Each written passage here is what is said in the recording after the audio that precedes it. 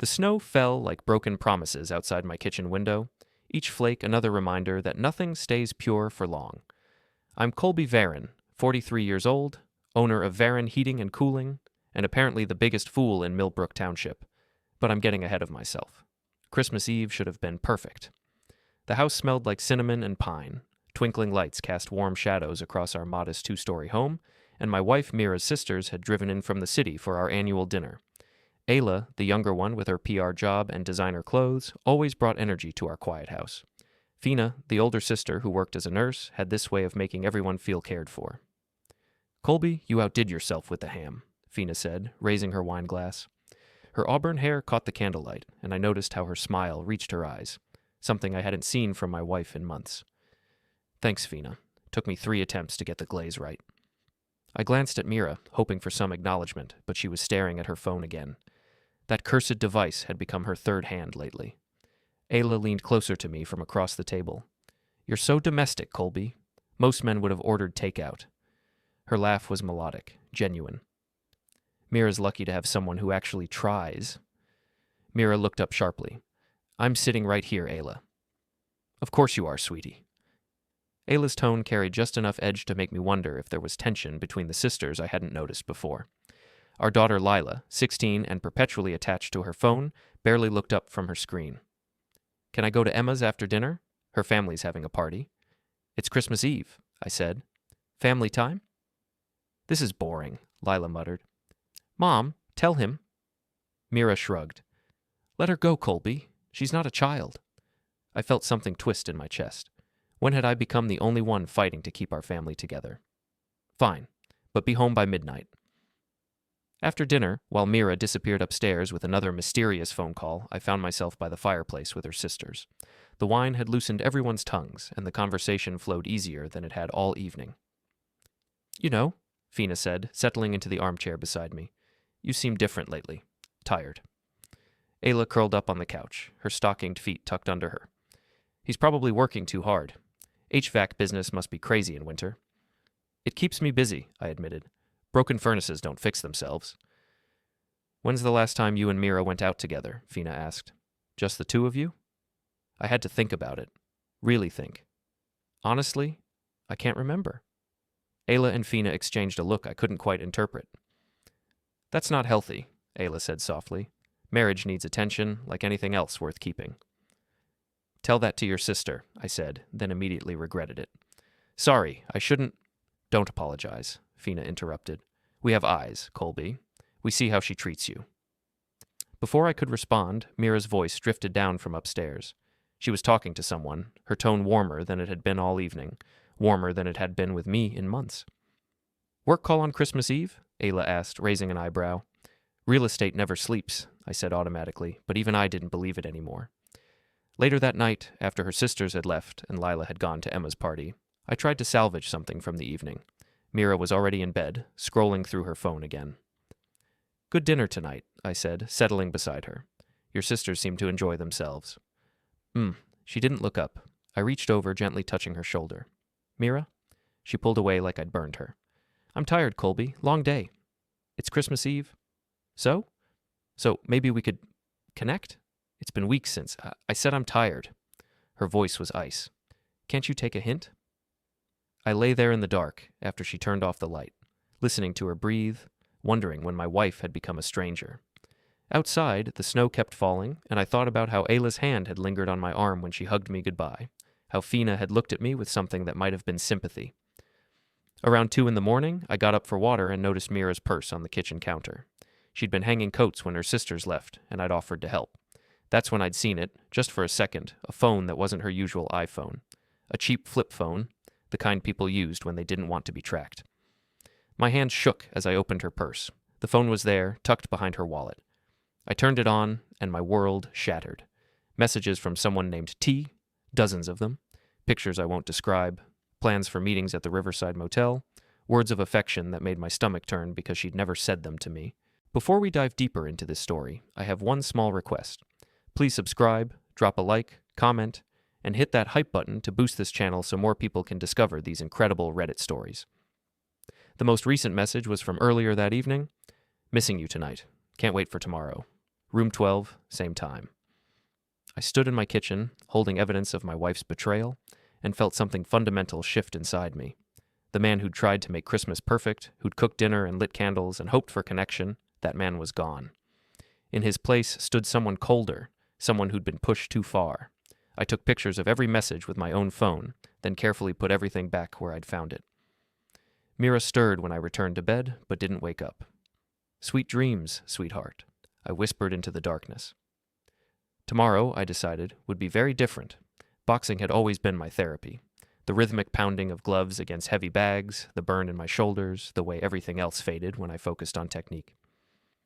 Gus Kowalski's gym sat behind the last drop bar, a converted warehouse that smelled like sweat and determination. "You're hitting angry today," Gus observed, holding the pad steady as I worked combinations. "Christmas dinner didn't go well." Gus was 72, built like a fire hydrant, and had trained fighters for 40 years. He could read people better than most therapists. "Found something I wasn't supposed to find," I said between punches. "Ah." Gus lowered the pads. "The wife?" I stopped, breathing hard. "That obvious?" "Son, I've seen more marriages explode than you've had hot dinners. Question is, what you going to do about it?" "I don't know yet." Gus studied me with eyes that had seen everything. "You want my advice? Don't punch your way out of this one. Use your head. Smart man beats a strong man every time." I was toweling off when my phone buzzed. A text from Ayla. "Hope you're okay after last night. Call me if you need to talk." Then another from Fina. "Mira left early this morning without saying where. That's not like her. Everything all right?" I stared at those messages, feeling something click into place. Mira's sisters had noticed. They cared enough to check on me. When's the last time my own wife had done that? I drove to Mira's office to drop off her forgotten keys, or so I told myself. Really, I wanted to see if T was someone from her work. Premium Properties occupied a sleek glass building downtown, all chrome and ambition. Mira's boss, Harold Joran, was talking to the receptionist when I walked in. "Colby, good to see you. Mira's not in today. Said she had showings all afternoon." "Showings on the day after Christmas?" Harold's smile faltered slightly. "Well, you know Mira. Dedicated." I left the keys and drove aimlessly, ending up at Riverside Motel without really planning it. The place was a dump. Cracked parking lot, flickering neon sign, the kind of establishment that rented rooms by the hour. Room 12 was on the ground floor, curtains drawn tight. A familiar car sat in the parking lot. Mira's silver Lexus. I parked across the street and waited. 30 minutes later, the door opened and my wife emerged, followed by a man I recognized. Trent Lasky, who owned a used car lot on Route 9. We'd bought Lila's first car from him 2 years ago. He'd flirted with Mira then, and I'd thought it was just salesmanship. Apparently, I'd been wrong about a lot of things. Trent was everything I wasn't. 6'2", gym sculpted, perfectly styled hair. He kissed Mira goodbye like they'd been doing it for years, his hands lingering on her waist. She laughed at something he said, her face lighting up in a way I hadn't seen in months. I sat in my truck, watching my wife with her lover, and felt the last of my illusions crumble. But underneath the pain, something else was growing. Something cold and calculating. That evening at the last drop, I nursed a whiskey and tried to process what I'd seen. The bar was nearly empty. Most people were home with family, enjoying the holiday. I should have been too, but home felt like a stage where I was the only one who didn't know his lines. "Rough day?" The bartender, Danny, had known me since high school. "Getting rougher," I said. The door opened with a blast of cold air, and Trent Lasky walked in like he owned the place. He was with 2 other guys I didn't recognize, all of them loud and confident. They took a table near the back, and Trent's voice carried across the room. Told her husband she was working late. Guy's completely clueless. His friends laughed, and something red-hot flashed behind my eyes. I stood up, walked over to their table, and accidentally bumped into Trent's chair, spilling his drink across the table. "Whoops," I said. "Clumsy me." Trent looked up, and I saw the moment he recognized me. His face went pale, then flushed red. "No problem," he said carefully. "Accidents happen." "They sure do?" I grabbed a bar towel and made a show of cleaning up the mess, leaning close enough that only he could hear my next words. "Like accidentally forgetting to mention you know someone's wife when you're bragging about screwing her." Trent's friends were watching now, sensing tension. He stood up slowly, trying to use his height advantage. "I think there's been a misunderstanding." "No misunderstanding." I straightened up, meeting his eyes. "I know exactly what you are, Trent. Question is, do your friends? I raised my voice just enough for the whole bar to hear. Let me buy you gentlemen a round. Toast to honest men and faithful wives. Oh, wait. Looks like we're short on both tonight. The bar went quiet. Danny was watching nervously, probably calculating whether he'd need to call the cops. Trent's face was dark with anger and embarrassment. You want to do this here? He asked quietly. I want to do this wherever you'd like, I replied. But first, let me tell you about room 12 at the Riverside Motel. Interesting place. Thin walls. Trent swung at me then, a wild haymaker that telegraphed itself from across the county. I slipped it easily, Gus would have been proud, and delivered a sharp slap across his face that echoed through the bar like a gunshot. Not a punch, a slap. The most humiliating thing you can do to a man who thinks he's tough. His friends grabbed him before he could retaliate, probably saving him from a real beating. I'd been hitting heavy bags for 20 years, he'd been hitting on other men's wives.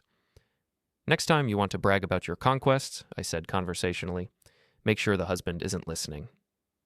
I left money on the bar for my drink and walked out, feeling better than I had in months. Behind me, I could hear Trent's friends asking questions he probably didn't want to answer. My phone buzzed as I reached my truck.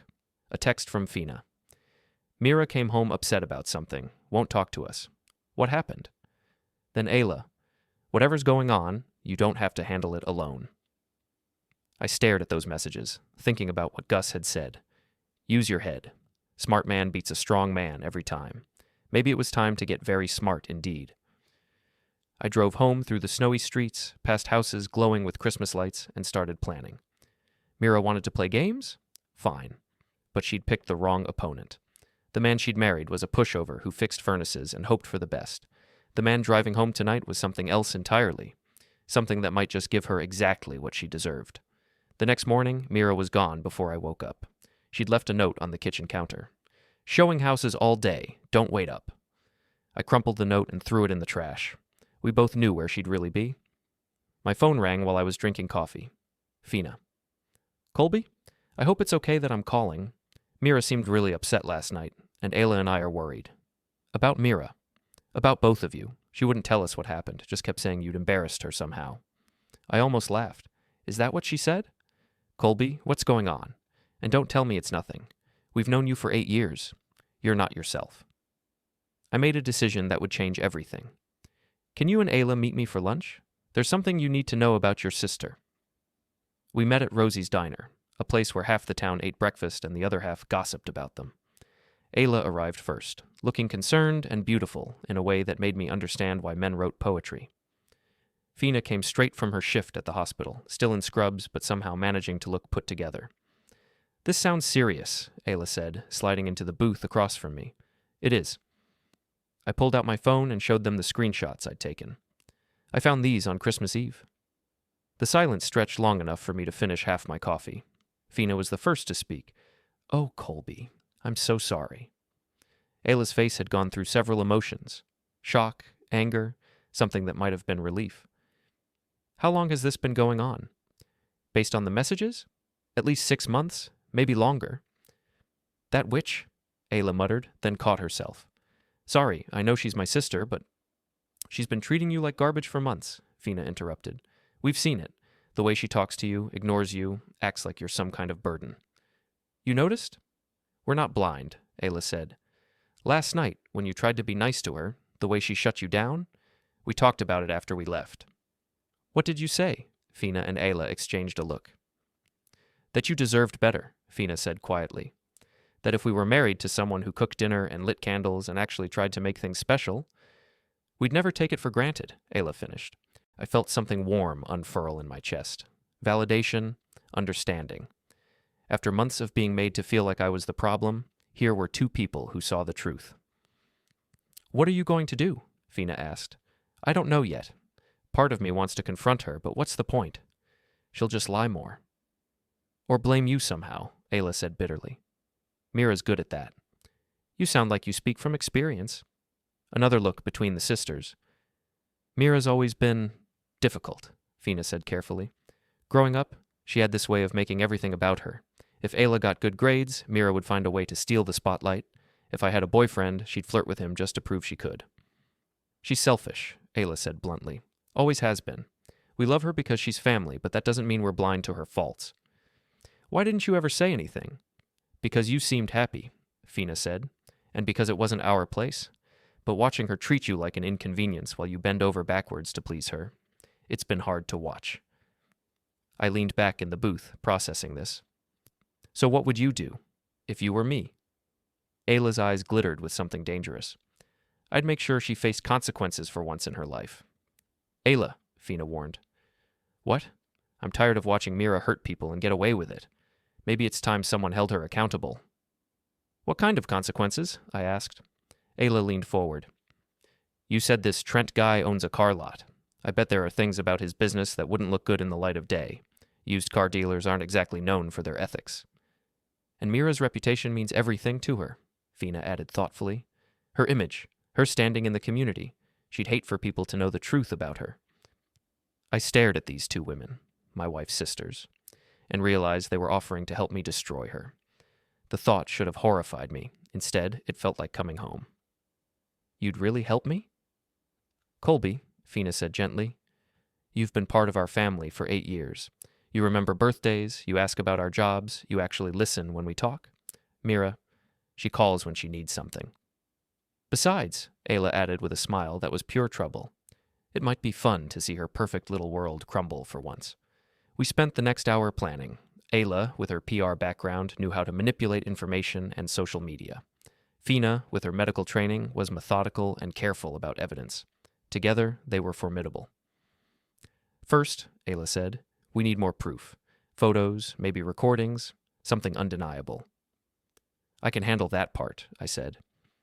Then we need to hit her where it hurts most, Fina continued. Her reputation, her job, her social standing. And we need to make sure Trent goes down too, Ayla added. I'll do some research on his business. There's always something. I felt a strange sense of relief, like I'd been carrying a weight I didn't realize was there. For the first time in months, I wasn't alone. Why are you doing this? I asked. Really? Fina reached across the table and squeezed my hand. Because you're a good man, Colby, and good men shouldn't be treated like garbage. And because, Ayla said with that dangerous smile, someone needs to teach our sister that actions have consequences. I drove home that afternoon with a plan forming in my mind. Mira thought she was so clever, sneaking around behind my back. She had no idea that her own sisters were about to help me turn her world upside down. The snow was falling again as I pulled into my driveway, but this time it didn't look like broken promises. It looked like a clean slate. Time to write a new story. One where the underdog finally fought back and won. 3 days later, I had everything I needed. Photos of Mira and Trent at the motel, taken with a telephoto lens I'd borrowed from my neighbor who was into birdwatching. Recordings of their conversations, captured with a voice-activated device I'd planted in her car. Screenshots of text messages that got more explicit by the day. But the real breakthrough came from Ayla's research into Trent's business. Look at this, she said, spreading papers across my kitchen table. We'd taken to meeting at my house while Mira was working late. Fina was there too, and having them both in my kitchen felt more like home than anything had in months. Trent's been selling cars with rolled-back odometers, Ayla continued, and there's something fishy about his financing deals, as I found 3 complaints filed with the Better Business Bureau that mysteriously disappeared. How'd you find all this? I asked. I have contacts in journalism. Amazing what people will tell you if you ask the right questions. Fina was studying the photos I'd taken. These are pretty damning, Colby. But are you sure you want to go nuclear? She's been lying to my face for months, I said, making me feel like I was crazy for suspecting something. Yeah, I'm sure. My phone buzzed with a text from Mira. Working late again. Don't wait up. Working late, I read aloud. She's not even trying anymore. That's because she thinks you're stupid, Ayla said bluntly. She's always underestimated people. Well, I said, looking at the evidence spread across my table, time to show her how wrong she is. The plan we'd hatched was elegant in its simplicity. Mira was attending a charity fundraiser at the high school on Saturday night, a big social event where half the town would be present. She'd asked me to come, probably to maintain appearances, and I'd agreed. What she didn't know was that I'd volunteered to help with the audio-visual setup. Saturday arrived with a blizzard that should have canceled the event. But this was the Midwest. We didn't cancel for weather. The school parking lot was chaos. Cars sliding, people slipping, everyone bundled up against the wind. Inside, the auditorium buzzed with conversation. The town's elite were all there, including Harold Joran from Mira's office and several city council members. Mira worked the room like a politician, all smiles and charm. She looked beautiful in a way that made my chest ache. "You sure about this?" Fina whispered. She and Ayla had positioned themselves near the back of the auditorium. "Too late to back out now," I said. The evening proceeded normally for the first hour. Speeches about community support, presentations about local charities, the usual small-town politics. Mira was scheduled to speak about the real estate market's contribution to local growth. When they called her name, she walked to the podium with confidence. She had no idea that I'd already connected my phone to the sound system, or that Ayla had uploaded certain files to the school's social media accounts. "Good evening, everyone," Mira began. "I'm here to talk about growth and investment in our community." I waited until she was fully into her speech, until she was comfortable and confident. Then I activated the audio file. Mira's voice filled the auditorium, but not the words she was speaking now. These were words from 2 days ago, recorded in her car after a meeting with Trent. "God, I can't wait to get away from Colby. He's so pathetic, always trying to please me. Trent, you make me feel alive again. I haven't felt anything for my husband in years." The auditorium went silent. Mira's face went white as she realized what was happening. But I wasn't done. The photos appeared on the large screen behind her, Mira and Trent kissing in the motel parking lot, entering room 12 together, his hands all over her as they said goodbye. "What the—" Mira spun around, saw the images, and her confident facade crumbled completely. The crowd was in chaos now. People were pointing, whispering, pulling out their phones to record. Harold Joran looked like he wanted to disappear through the floor. I stood up from my seat in the back. "Ladies and gentlemen," I said, my voice carrying clearly through the sound system, "I'd like to thank my wife for this enlightening presentation about growth and investment, though I think she's been investing in the wrong portfolio." Nervous laughter rippled through the crowd. Mira was frantically gesturing to someone to cut the audio, but I controlled that system now. "You see," I continued, walking down the aisle like a preacher delivering a sermon, "marriage is supposed to be about trust, honesty, partnership. But sometimes you discover that your partner has been conducting business behind your back." I reached the stage and climbed the steps. Mira backed away from me like I was radioactive. "Colby, stop this," she hissed. "You're embarrassing yourself." "I'm embarrassing myself?" I laughed, and it echoed through the auditorium. "Sweetheart, I'm not the one whose infidelity is currently being broadcast to half the town." The recording was still playing, more of her conversation with Trent, including some particularly unflattering comments about our neighbors and friends. People in the audience were looking uncomfortable, angry, disgusted. "And speaking of business partnerships," I said, turning to address the crowd, "I think you should all know about Trent Lasky's creative approach to automotive sales. Ayla?" Ayla stood up in the back, and I realized she'd been recording everything with her phone. "Trent Lasky has been selling cars with falsified odometer readings and offering predatory financing to customers he thinks are too naive to understand the terms." She began reading from the complaints she'd uncovered, complete with names and dates. Several people in the audience nodded grimly. Apparently Trent had more victims than we'd realized. Mira made a desperate attempt to regain control. "This is ridiculous," she said into the microphone. "My husband is having some kind of breakdown." "Your husband," I interrupted, "is having a revelation." I looked out at the crowd. Friends, neighbors, people I'd known for years.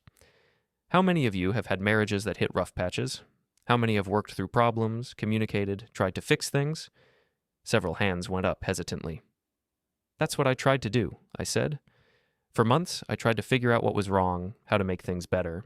I cooked dinners, planned dates, suggested counseling, and the whole time, my wife was telling her lover how pathetic I was for trying." The auditorium was completely silent now, except for the wind howling outside.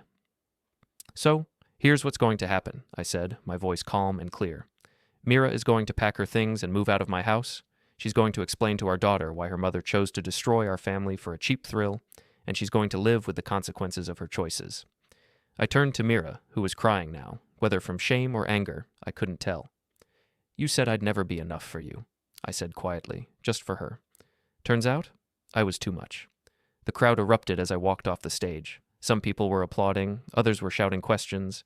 Everyone was talking at once. Through the chaos, I saw Fina and Ayla pushing through the crowd toward me.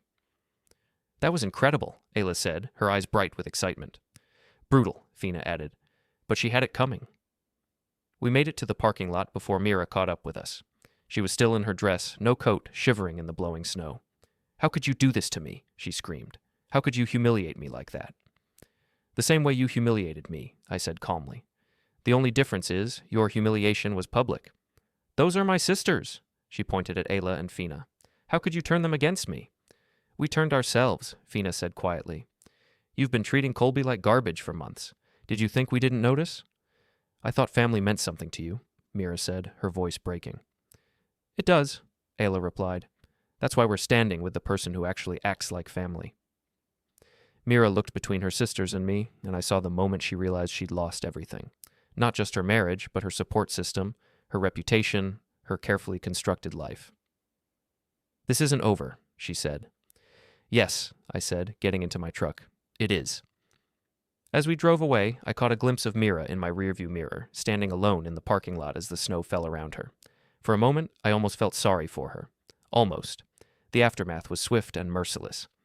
By Monday morning, the video of Saturday night's confrontation had spread through social media like wildfire. Ayla's PR skills had ensured it reached every corner of our small community. The local newspaper picked it up by Tuesday, running it as a human interest story about infidelity and public accountability. Mira had moved out Sunday morning, taking only her clothes and personal items. She'd tried to talk to Lila, but our daughter was smart enough to piece together what had happened. The conversation lasted 10 minutes before Lila locked herself in her room and refused to speak to either of us. She hates me, I told Fina over coffee Tuesday evening. She'd taken to stopping by after her shifts, checking on me like I was one of her patients. She's 16, Fina said gently. She hates everything right now. Give her time. What if I went too far? What if I should have handled this privately? Fina set down her cup and looked at me seriously. Colby, Mira was never going to handle this privately. She would have lied, manipulated, made you question your own sanity. You know that. She was right, but it didn't make the guilt easier to bear. Wednesday brought news that Trent's dealership was under investigation by the state attorney general's office. Apparently, Ayla's research had caught the attention of people with actual authority. The lot was closed pending review, and Trent's assets were frozen. Couldn't have happened to a nicer guy, Ayla said when she called with the update. How are you holding up? Better than I expected, I admitted. Strange thing is, I feel relieved, like I can finally breathe again. That's because you're not walking on eggshells anymore. You're not constantly trying to please someone who didn't want to be pleased. Thursday, Mira showed up at my office. She looked terrible, hollow-eyed, pale, like she hadn't slept in days. My secretary, Janet, buzzed me with obvious reluctance. Your wife is here, she said carefully. She says it's important. I found Mira sitting in the waiting area, staring at her hands. When she looked up, I saw something I hadn't expected, genuine remorse. Can we talk? She asked. We went into my office, and she closed the door behind us. For a moment, neither of us spoke. I'm sorry, she said finally. I know that doesn't fix anything, but I needed to say it. Okay. I never meant for it to go this far. It started as, I don't know, excitement, something different. You were always so steady, so predictable. Trent made me feel young again. So, this is my fault for being reliable? No, she shook her head quickly. No, that's not what I mean. I'm trying to explain, not excuse. I waited. I felt trapped, she continued, trapped in our routine, our life, our marriage. Instead of talking to you about it, I looked for an escape. That was wrong. Yes, it was. But did you have to destroy me publicly? Did you have to humiliate me in front of the entire town? And there it was. Even in her apology, she was making herself the victim. You humiliated yourself, Mira. I just made sure people saw who you really are. Your own wife. My wife would have talked to me when she felt trapped. My wife would have suggested counseling or a vacation or even separation if that's what she needed. My wife wouldn't have snuck around for months, lying to my face while telling her lover how pathetic I was. Mira flinched like I'd slapped her. You weren't my wife, I continued. You were a stranger wearing her face.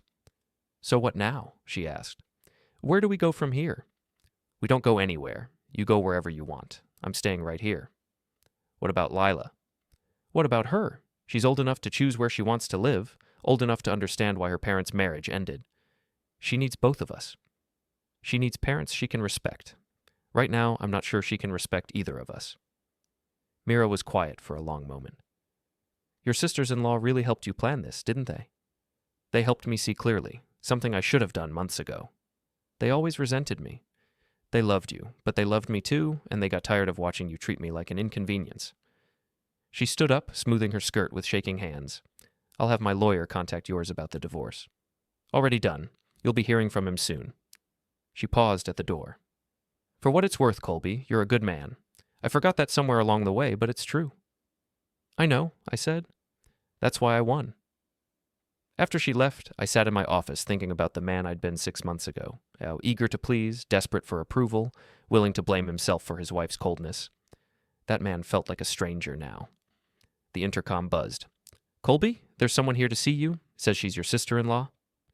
Ayla walked in carrying coffee and wearing a smile that could have powered the building. "Thought you might need this," she said, setting a cup on my desk. "Rough conversation." She apologized. "Wow, how'd that feel?" Hollow, like she was reading lines she thought I wanted to hear. Ayla settled into the chair Mira had vacated. Some people are only sorry they got caught. "Yeah." I sipped the coffee. Perfect, the way I liked it. "Can I ask you something?" "Anything." "Why did you and Fina really help me? The truth this time." Ayla was quiet for a moment, considering her answer. "Because watching someone good get treated badly makes me angry. Because Mira needed to face consequences for once in her privileged life, and because... Because?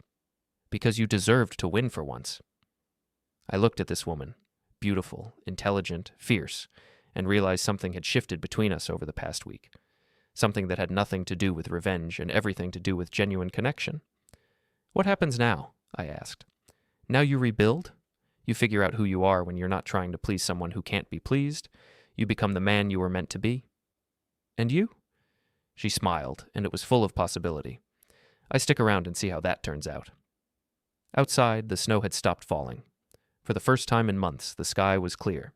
I'd spent years trying to be the perfect husband, the understanding partner, the man who fixed things. It had nearly destroyed me. But the man who'd stood on that stage Saturday night, who'd refused to be a victim, who'd fought back and won, that man was someone I could respect. That man was someone I could be. The old Colby would have felt guilty about the destruction he'd caused. The new one just felt free. And freedom, I was learning, looked good on me.